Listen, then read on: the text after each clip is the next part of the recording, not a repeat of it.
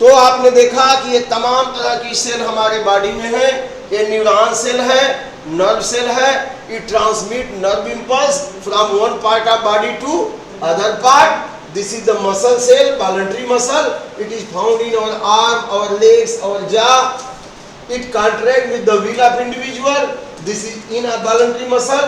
It is present in wall of alimentary canal, in the urinary bladder, in the wall of blood vessels. It contracts without will of individual. That's why it is called involuntary. And this cardiac muscle is very special muscle. It is present in the wall of heart. And it contract regularly, rhythmically, without getting rest till life. जन्म से लेकर के सबसे पहले काम करना शुरू करता है हमारे बॉडी में। माँ के शरीर में बच्चा अगर 1 महीने का है, डॉक्टर यहाँ पता लगा देते हैं स्टेथोस्कोप देके कि बच्चा ठीक से ग्रो कर रहा है, उसकी हार्ट बीट सुनाई देती है। सबसे पहले ये काम करना शुरू किया, अब पूरे जीवन पर्यंत काम करता है। अब 2 घंटा पढ़ लेंगे तो कहेंगे हम ही पढ़ेंगे, 2 घंटा पढ़ लिए पलन में घूम रहा है। नो, आपको पढ़ना ही पढ़ना है। अगर आगे बढ़ना है तो बाकी आपकी मर्जी। तो कार्डियक मसल कॉन्ट्रैक्ट रिदम लिखा, कॉन्ट्रैक्ट रिदमिकली। कैसे कॉन्ट्रैक्ट करेगा? रिदमिकली, रिदमिकली, रेगुलरली, रिदमिकली,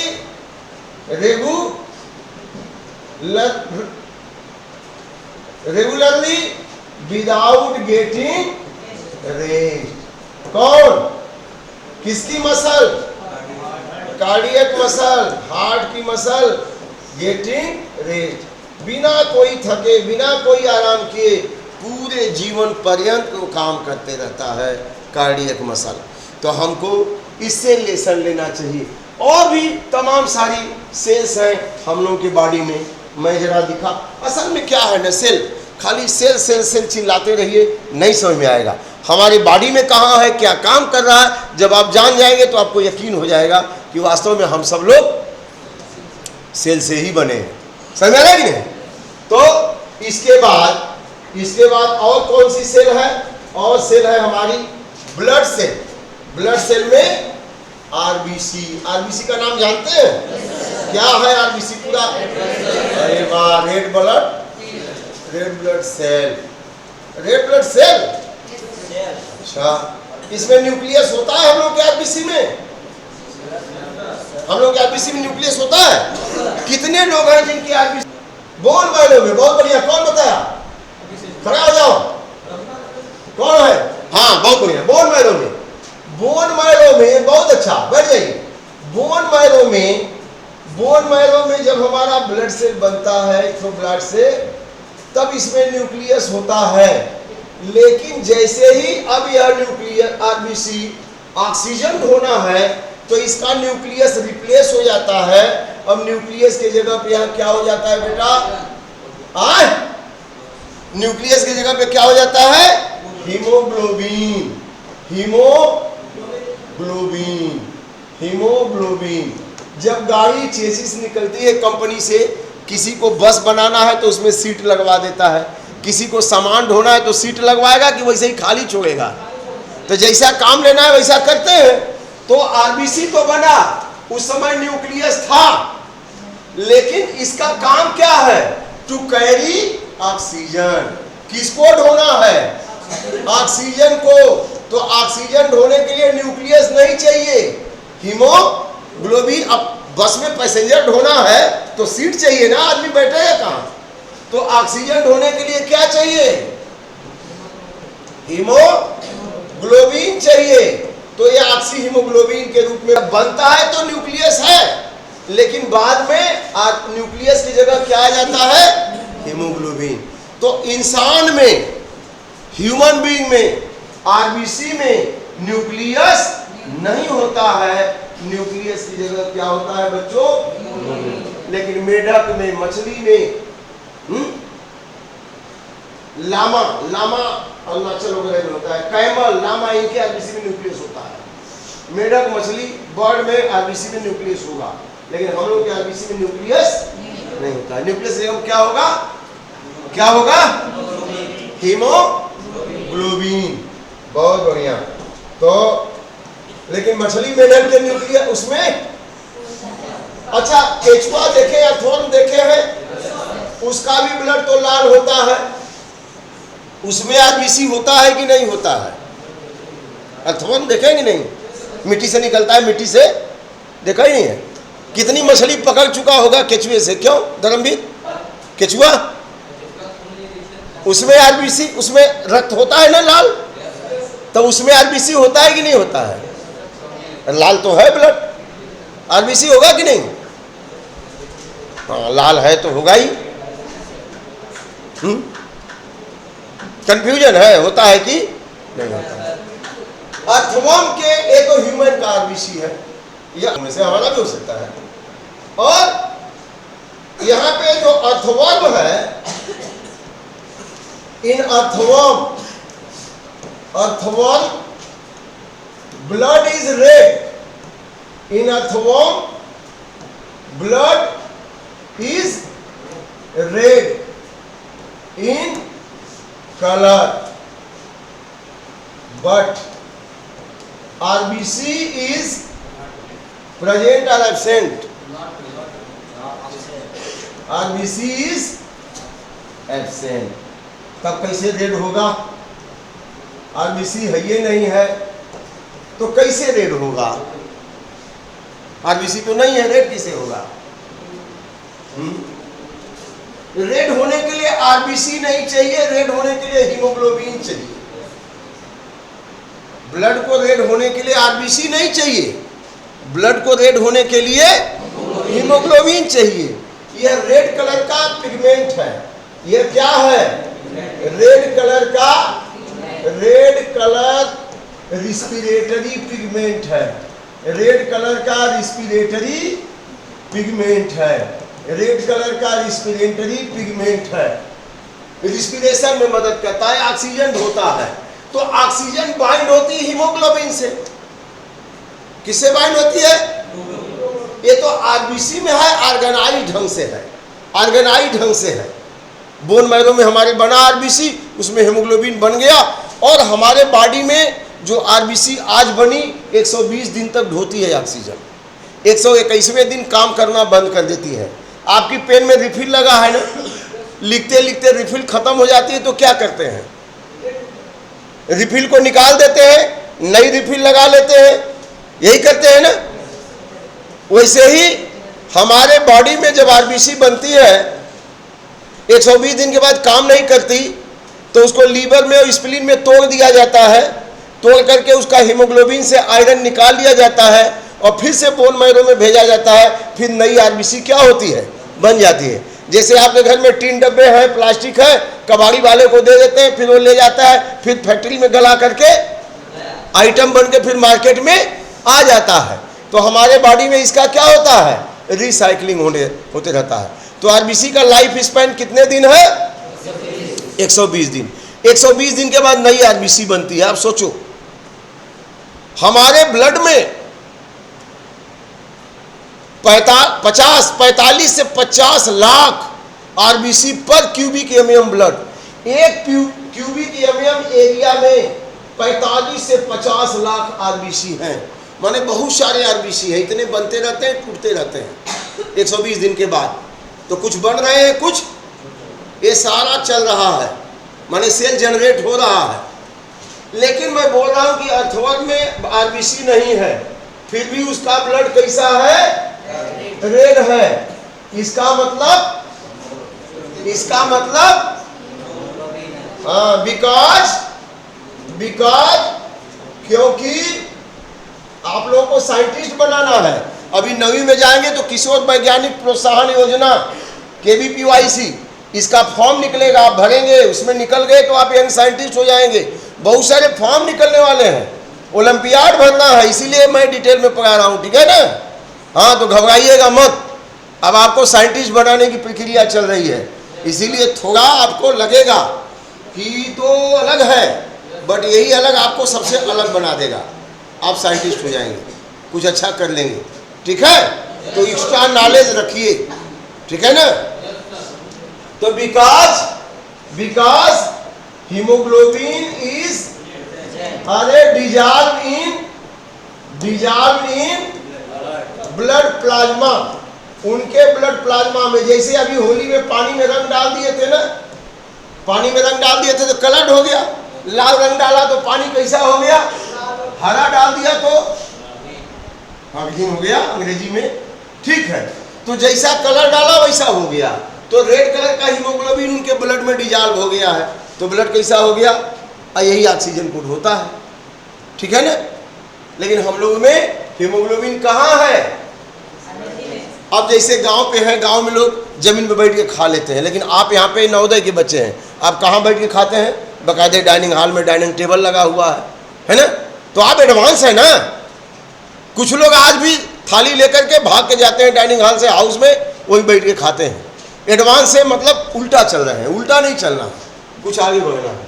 तो यहाँ पे लो ग्रेड का है, अथवा क्या है, लेस डेवलप। इंसान क्या है, वेल डेवलप।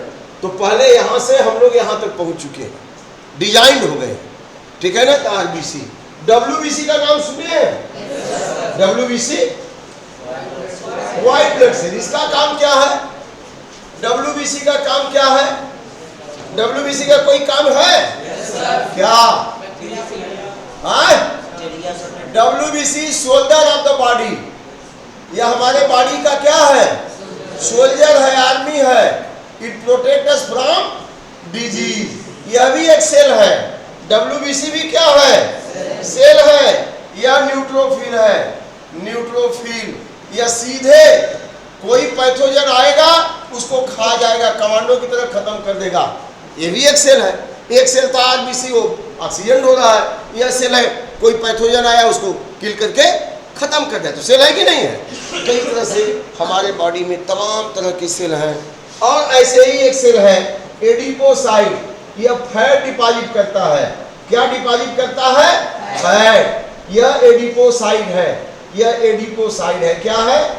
एडिपोसाइट। यह फैट को डिपॉजिट करता है। स्किन के नीचे, हमारे सबके स्किन के नीचे बहुत बड़ा गोडाउन है फैट का, उसके अंदर एडिपोज टिश्यू है। जो हम खाते हैं चावल दाल रोटी सब्जी, कार्बोहाइड्रेट ज़्यादा हो गया तो भी फैट बदलता है।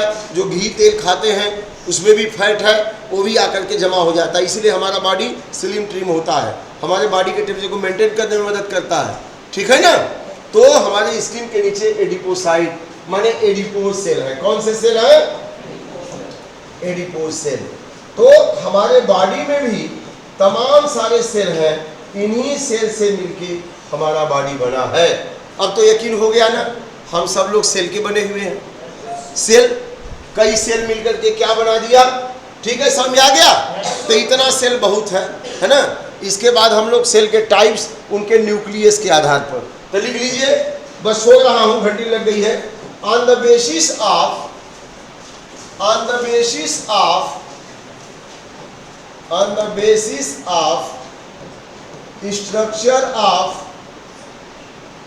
structure of nucleus, cells are two types. Cell are two types. कौन कौन? हाँ बोलिए। two types कौन कौन? Eukaryotic and prokaryotic. तो सबसे पहले प्रोकैरियोटिक आया। प्रोकैरियोटिक इस धरती पे 3300 मिलियन ये देखो पहले ही बन गया था, और उसी से जब एडवांसमेंट हुआ तो यूकैरियोटिक बना 1600 मिलियन ये देखो। तो प्रोकैरियोटिक सेल और दूसरा है यूकैरियोटिक सेल। तो प्रोकैरियोटिक एंड यूकैरियोटिक, इसमें एडवांस कौन है? यूकैरियोटिक एडवांस है, और प्रोकैरियोटिक क्या है? लेस डेवलप्ड है। इसमें केवल सेल वॉल है, प्रोकैरियोटिक में केवल सेल वॉल है, और क्या है? सेल मेम्ब्रेन है, सेल वॉल है, सेल मेम्ब्रेन है, और यहाँ पे प्रोटोप्लाज्म है इसमें, और यहाँ पे सर्कुलर डीएनए है, और यहाँ पे राइबोसोम है। इसके अलावा कुछ भी नहीं है। तो यह प्रोकैरियोटिक है। कैसी सेल है? Prokaryotic, bacterial cell. और यूकैरियोटिक सेल यह एडवांस है। यूकैरियोटिक सेल कैसी है बेटा? एडवांस है। यूकैरियोटिक सेल एकदम एडवांस है। एकदम से एडवांस है यूकैरियोटिक सेल। एडवांस कैसे है? एडवांस में यहाँ पे यह इसका प्लांट का हम बना रहे हैं। यह किसकी है? प्लांट की है। इसको बस इतना बताना है हमको कि कैसे एडवांस है और वो एडवांस नहीं है।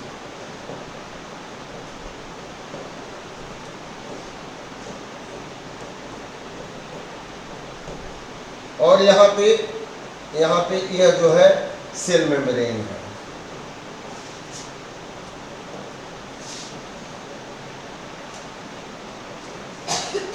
पुनः बताएंगे इसको, बस आज केवल अंतर बताने के लिए।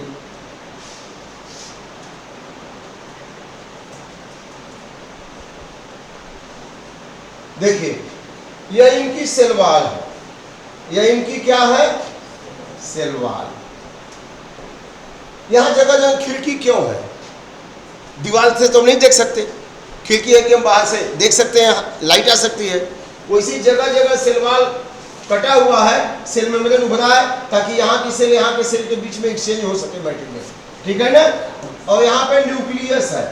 न्यूक्लियस किससे घिरा है? न्यूक्लियर मेम्ब्रेन से। किससे घिरा है? न्यूक्लियर।